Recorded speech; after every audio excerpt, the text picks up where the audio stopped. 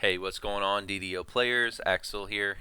In this video, I'll be giving my thoughts on PUG etiquette, how to act in a public group, how not to act in a public group, and some other things to keep in mind when you're creating or joining a public group.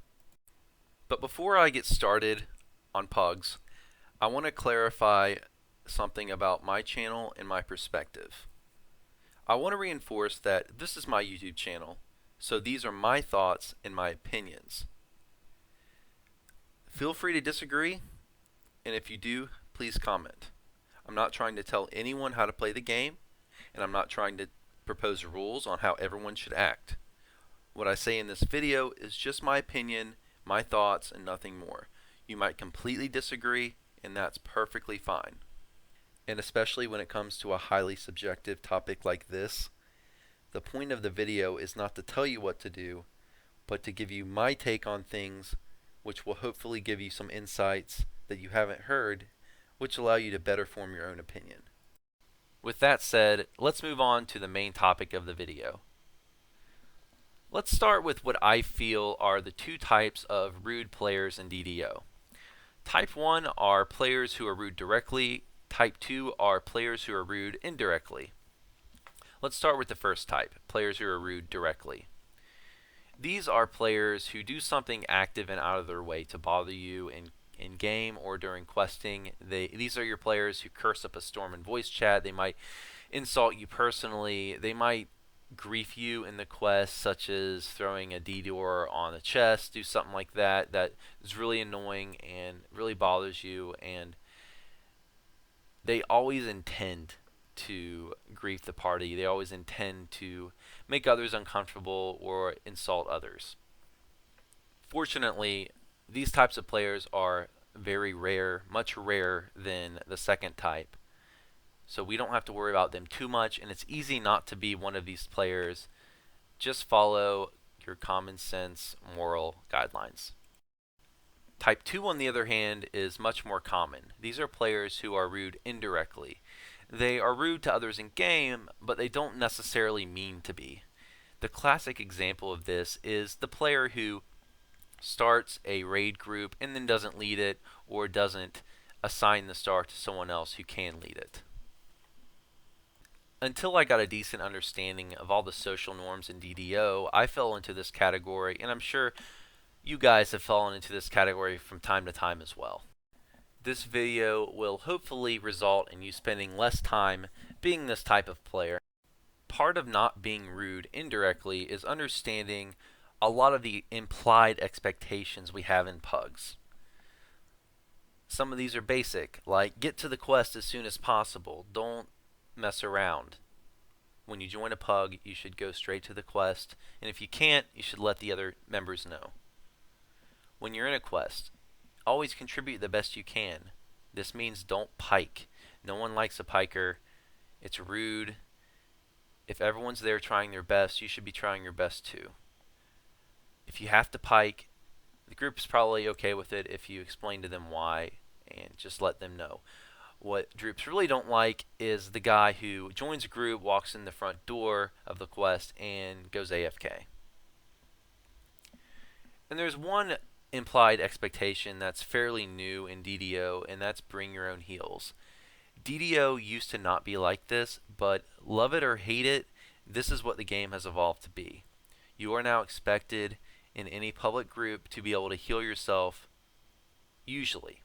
Now there are some groups that make an exception, but in most public groups you need to be prepared to at least heal yourself to some extent. It's not like if you don't have the heal spell or the reconstruct spell you can't join a group, but at least carry a stack of potions. At least make an effort to be self-sufficient. And if you can't be self-sufficient, let the leader know and make sure that he or she is okay with it. Most of the time, people are nice, and someone in the group will be willing to throw you a few heals or let you use a hireling if you can't heal yourself. Now, raids have one special rule associated with them, and that's that you need to be familiar with the raid if you join the raid group. You don't have to be familiar with the raid to join the group, but if you're not familiar with the raid, you need to be upfront about it and explain to the leader right when you join that you are not familiar with the raid. This is important because oftentimes one player can screw up a whole raid. And if you don't understand the raid and how it works, you could be that guy. Let's go over some reasons why people can sometimes get frustrated in a public group. One of the biggest reasons are different goals. Some players are zergers, some players are casual players or flower sniffers, and they just play for fun. When players have different expectations for a run, it can lead to conflict. The zergers get frustrated because the casual flower sniffing players aren't being efficient, and the flower sniffers get frustrated because they see zergers as taking the game too seriously or treating the game like a job when it's supposed to be something that's for fun. The next reason that I alluded to just now are contrasting play styles. Some players have a tear down the front door mentality and like to zerg and run right through the quests. Some players like to take their time and be more tactical or work more as a team, even when it's not necessarily required. Other players might play in a way that's not fun for others, and being in a group with contrasting play styles can often lead to conflict. Another reason players might get frustrated in PUGs is varying experience levels. Experienced players can sometimes take too much for granted. So much of the information experienced players see as second nature is complete Chinese to other less experienced players. A good example of this is how to find quests. If you are an experienced player who's TR'd more times than they can remember, you've probably run the harbor quests a lot. But if you run into someone who's just started playing the game, they aren't going to be familiar with the harbor, and when you create an LFM for a quest, they might not know where it is. They might take more time to get to the quest than you'd like, and that might frustrate you.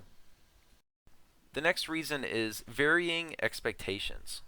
If you join an open PUG with no LFM restrictions, nothing in the description, you might think that any player is open to join that PUG. Other players might think that to join any PUG, you need to have a certain amount of experience or be familiar with the quest to a certain extent. So different expectations of what to expect in a PUG can lead to conflict in a PUG. The last reason I have listed is personality differences. Some players are very casual, very talkative, very extroverted, and social over voice chat or in text chat. But some players are very serious. Some players take the game more serious than others, and a lot of the times a serious player might see a casual player as a piker, and a casual player might see a serious player as no fun. Now I want to move on to the core part of the video, which is how to act in PUGs and how you can avoid all of the frustrations I just listed. The best tip I can give is if you create a group, make sure you define your expectations. This is the best thing you can do to avoid conflict.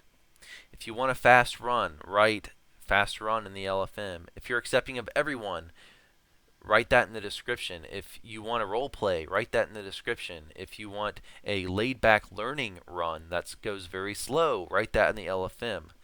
But if you write nothing in the LFM and players with conflicting play styles or conflicting expectations join your group, you just set yourself up for that conflict. And you set yourself up by not defining your expectations in the LFM. Now I want to say that don't feel like you can't create a group if you don't know the quest well, or if you aren't capable maybe of zerging or aren't capable of meeting the playstyle or performing the playstyle that you want. As long as you're upfront about what you want and what you're trying to do in the LFM, you're fine. People are understanding. If you don't know the quest, just put that in the LFM. People will understand. But if you don't put that in the quest, in the description to the LFM, then people can get frustrated because there's an expectation when you create a group that you need to lead. And if you can't lead, you need to let others know, or you need to make sure you have someone else set up to lead. You can avoid all this by simply creating an LFM and saying, hey, I don't need the quest, I'm looking for a leader, or I'm looking for some help. Another thing I want to say is if you join a PUG, have an open mind and lower your expectations if you're a good player, especially if it's a blank description or it's open to everyone. Unless there are restrictions listed, everyone in level range is welcome, so don't expect a fast run, don't even expect a good party. If you're looking for super efficient runs, you need to make friends with players with similar goals or a similar skill level in the game. You can't expect everyone in the game to have the same playstyle as you, and you can't expect everyone to be as knowledgeable about the game as you are. Another common sense tip is act as you would if you were face to face with the people you're playing with. This is a good general rule, not just for DDO, but for any kind of communication on the internet. Be respectful in voice chat and in party chat. Before you say something, ask yourself if you'd still say that if you were face to face with the other person. If the answer is no, you probably shouldn't say it. Let's talk about LFM descriptions for a minute.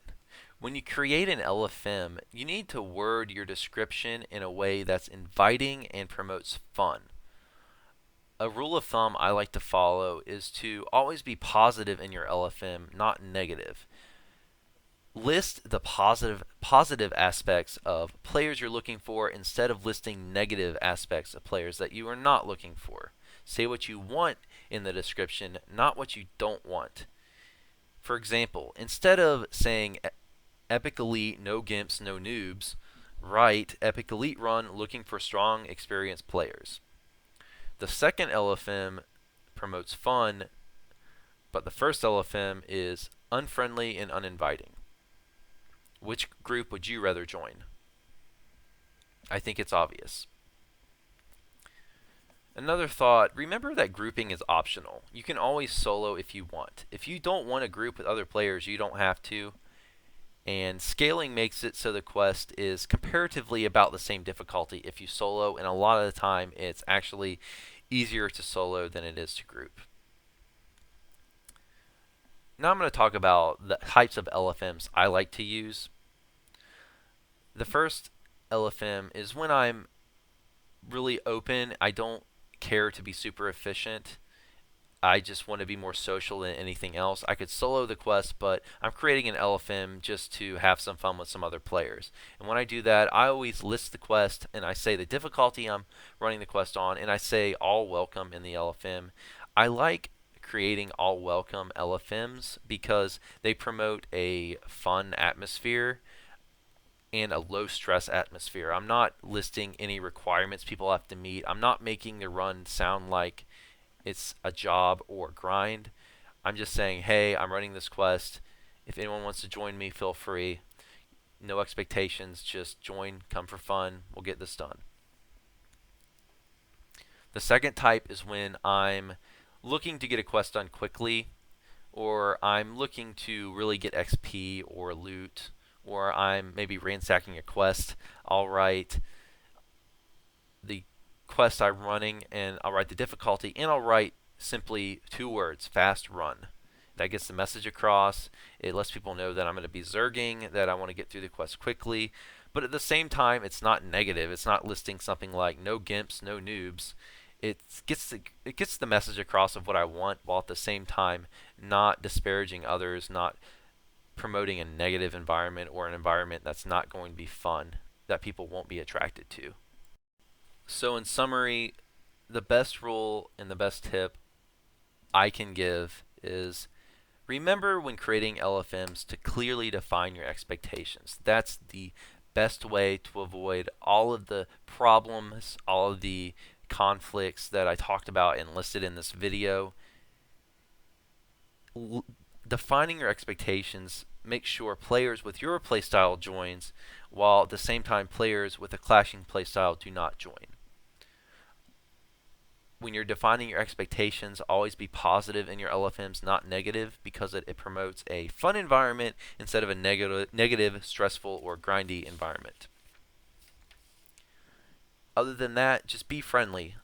Lead if you can. If you can't lead, that's perfectly fine. Just say so in your LFM. Talk to people in game the same way you talk to them as if you were face to face. Follow these ideas I've listed in this video, and you can't go wrong. These have worked for me. I rarely run into problems grouping anymore. I hope this helps you guys when you're grouping. I hope you've learned something from this video, picked up some tip, or at least if you disagree with everything I've said, you have at least heard a different point of view that might have made you think about grouping or a few aspects of grouping in a way that you haven't thought about before. I hope you enjoyed the video. If you did, please subscribe and tell your DDO friends and guildies about my channel. Thanks for watching.